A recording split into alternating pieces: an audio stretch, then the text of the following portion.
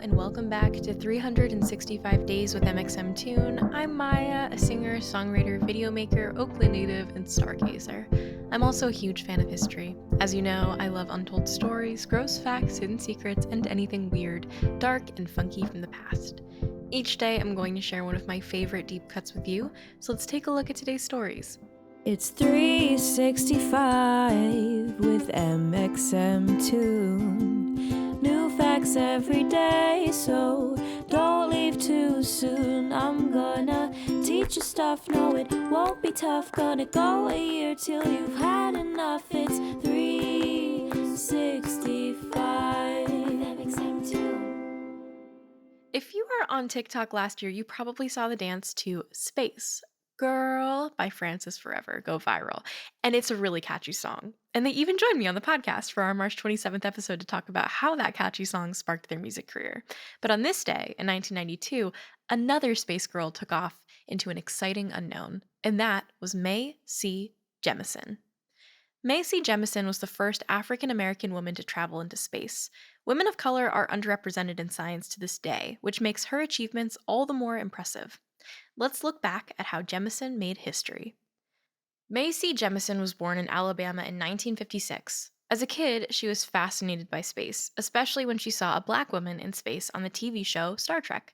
In the original series, actress Nichelle Nichols played Nyota Uhura, who has since been portrayed by Zoe Saldana. Even Martin Luther King Jr., Barack Obama, and Whoopi Goldberg have talked about how Lieutenant Uhura helped them see themselves on screen. Jemison was a teenager when the Apollo missions that landed the first man on the moon took place. She later said about this time in her life, quote, "Everybody was thrilled about space, but I remember being really, really irritated that there were no women astronauts."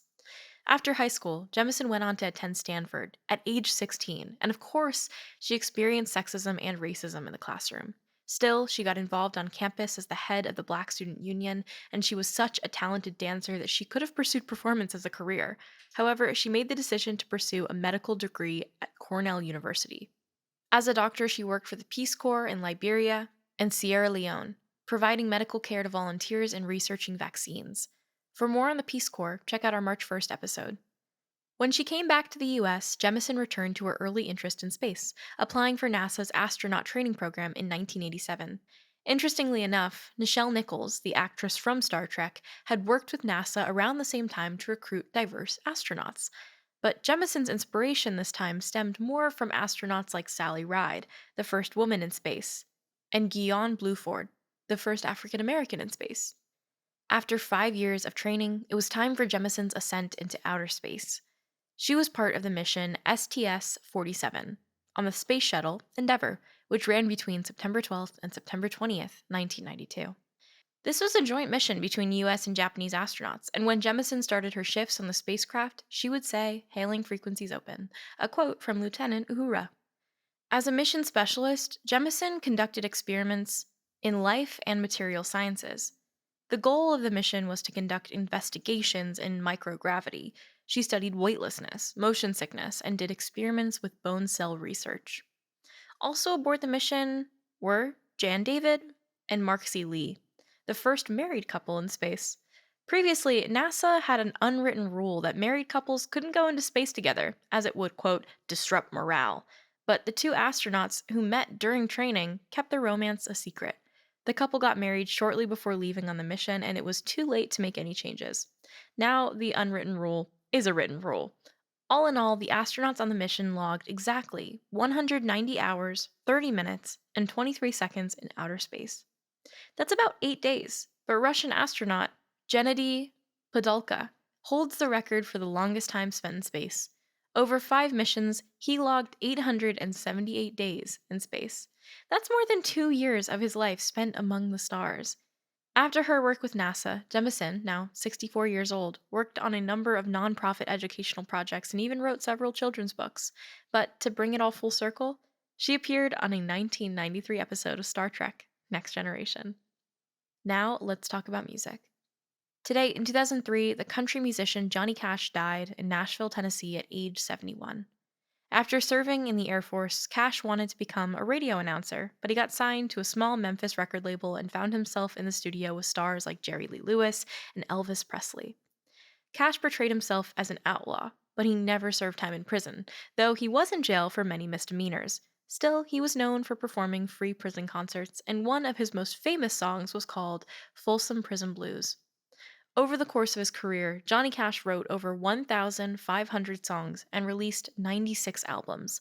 That's mind boggling. Still, his legacy lives on. Artists like Sheryl Crow, U2, Bob Dylan, and Bruce Springsteen credit him as an influence.